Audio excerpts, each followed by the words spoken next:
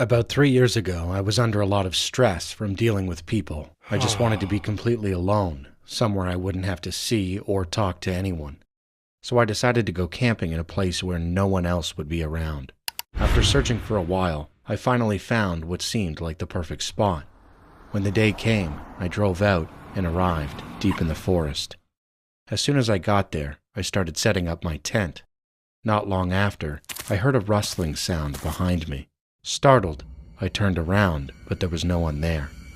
After a moment of complete silence, I suddenly heard someone laughing from behind a tree. My heart dropped. "Who's there?" I yelled. Then I heard a quiet male voice reply. "I'm not telling you." I assumed it was just some weird guy messing with me, so I tried to stay polite. "I'm sorry, but I came out here to be alone today. If you're gonna mess around, please do it somewhere else." He didn't respond. He just stayed silent. I was annoyed by his strange behavior, but I figured he'd leave eventually, so I focused on finishing my tent. After I was done, I looked around to see if he was still there, but I couldn't tell. There were no sounds at all. So I sat down, watched some YouTube videos, and ate a simple canned meal. When night fell, I finally went into my tent and laid down to sleep. That's when I heard a voice. "Going to sleep now?" It was the same voice from earlier. Panicking, I jumped out of the tent and looked toward where the sound came from. It was the same tree the man had been hiding behind earlier. I could still hear him laughing. "Who are you? Have you been here this whole time?" I shouted. "I'm really good at hiding," he said quietly. At that point, I was convinced something was seriously wrong with this guy, and I lost my patience. "Hey, stop messing around and come out here!" I yelled. Suddenly, he sprinted to another tree and hid behind it. Then, everything went silent again. I was angry, but I had no idea what to do. I didn't want to get closer, and I had no idea what he might do. I was debating whether I should pack up and leave when he spoke again. "That tent is going to be your coffin." That was it. I decided I needed to get as far away from this lunatic as possible and started tearing down my tent. That's when he shouted, "Where do you think you're going? Do you have any idea how long I've been waiting to roast you?" I started rushing even faster. Suddenly, he screamed and burst out from behind the tree, charging straight at me. I ran to my car, locked the doors, and drove off immediately. He chased after me and slammed his hands against my car windows. I might have been mistaken, but his hands looked enormous, at least twice the size of a normal person's. I barely remember the drive. I just got as far away as I could, called the police, and went straight home. I don't know what happened after that. All I know is that I wasn't hurt, and I'm grateful for that. But even now, whenever I think back to that night, my breathing starts to speed up. Hello, my name is Jacob, and I'm from County Wexford, Ireland. This happened when I was 9 years old. My father and I visited Loftus Hall, which is widely known as one of the most haunted mansions in Ireland. I'd always been fascinated by haunted houses, so I was genuinely excited to finally see it in person. Loftus Hall is located near the Hookhead Lighthouse in County Wexford. When we arrived by car and my father saw the house up close, he looked visibly shocked. The mansion was originally built around the year 1350 by the Redmond family. In 1666, it later came into the possession of the Tottenham family. Sometime in the mid-18th century, the Tottenham family experienced a horrific event in that house.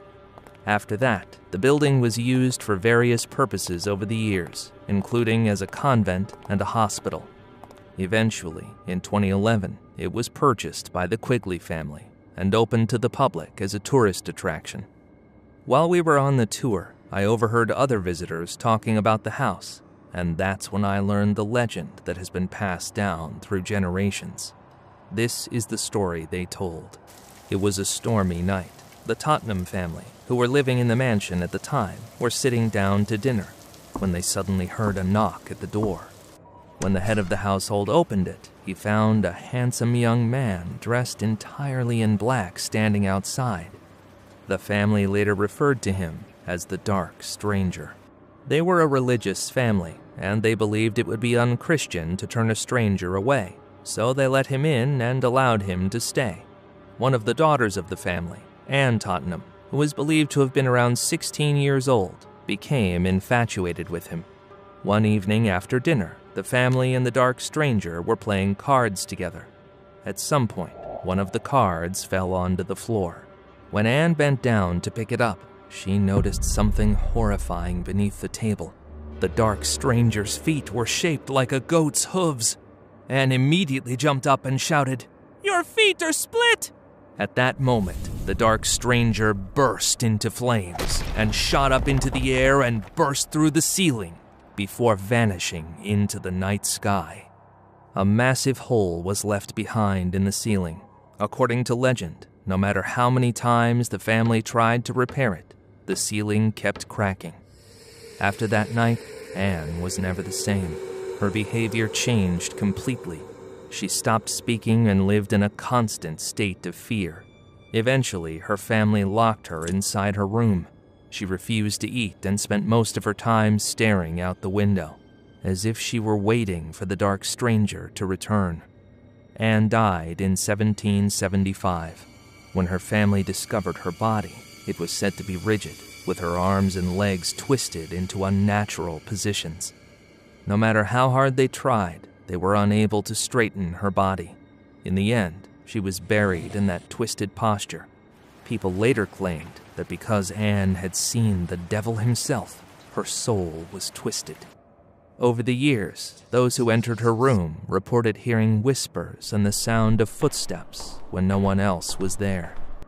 At one point during the tour, a visitor asked me to open the door to the room where Anne had been kept. The moment I opened it, I briefly saw the figure of a woman dressed in black standing right in front of me. I believe it was Anne's ghost. I also felt an intense, unnatural cold, but as more people entered the room, the cold suddenly disappeared. Years have passed since then. When I think back on that house, part of me still wants to visit it again someday, but I've since learned that the property has changed ownership, and it is no longer open to the public.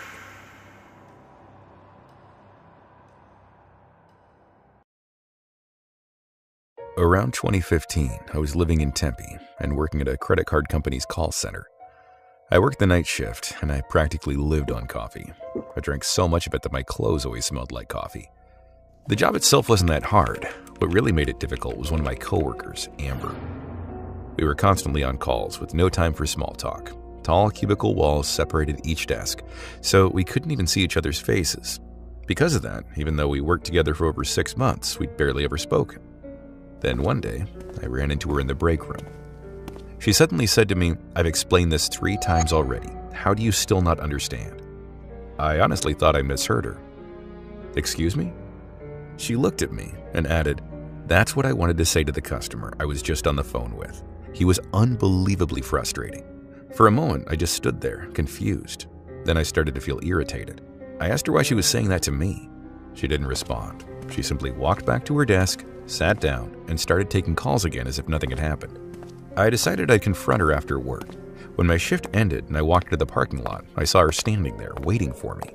I was surprised, but I kept a straight face and asked her why she had talked to me like that earlier. She smiled and said, "Oh, so it bothered you?" I didn't really have a choice. I had nowhere else to vent my anger. The customer wasn't in front of me, and breaking the monitor would have cost too much. As she spoke so calmly, my hands started to shake.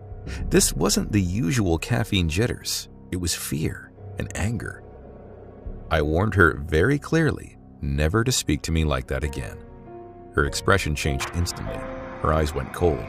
And then she said, I think I know what I should break next." The moment I saw her eyes, I understood. This was the kind of person you should never get close to.